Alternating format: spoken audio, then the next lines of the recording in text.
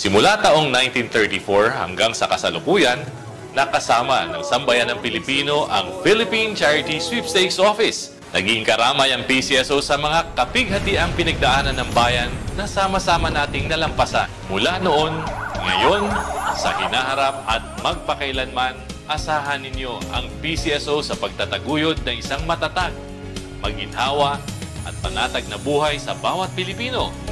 Sa maliit na halaga, hatid ay pag-asa. Panatilihing masaya ang paglilibang. Ang paglalaro sa kasino ay para sa may edad 21 pataas lamang. Magtakda ng oras at limitahan ang gastos sa paglalaro. Huwag magsugal kung nalulungkot. Huwag hayaang makasira ng buhay at pamilya. Para sa impormasyon ukol sa responsible gaming, tumawag lamang sa hotline numbers 623-1869 at 0917-592-6618 o bisitahin ang www.casinofilipino.ph. Isang mensahe mula sa PAGCOR. Keep it fun. Game responsibly. Sa pamamagitan ng state-of-the-art 25,000 watts Umi Digital AM Power Stereo Transmitter.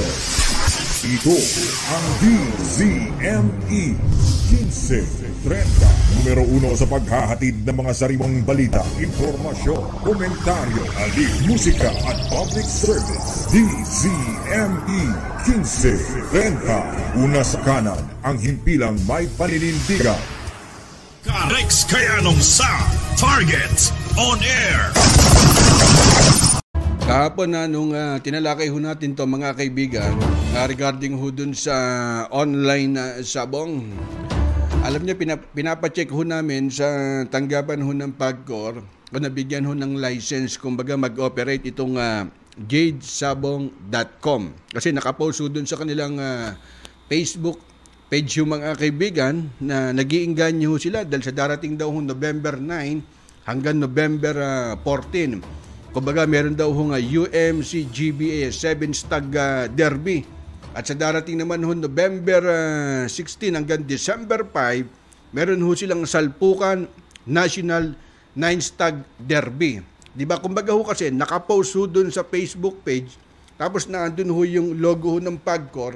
Wala naman hong problema kung kumbagay sumunod ho sila dun ho sa direktiba ho ng IATF at saka dun ho sa LGU yung health protocol, 'di ba? Kumbaga luwagan at ibalik ho itong online sabong. Ang problema ho kasi na andun ho yung logo ho ng ng PAGCOR ho mga kaibigan at baka naman ho na name drop o nagagamit ho through social media mga kaibigan itong online sabong.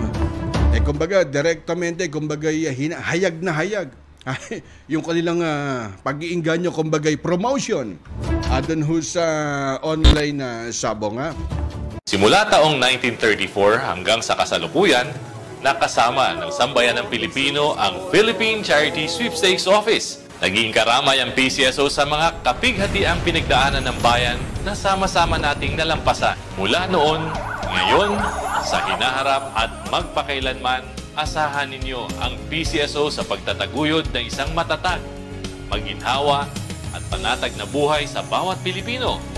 Sa maliit na halaga, hatid ay pag-asa. Panatilihing masaya ang paglilibang. Ang paglalaro sa kasino ay para sa may edad 21 pataas lamang.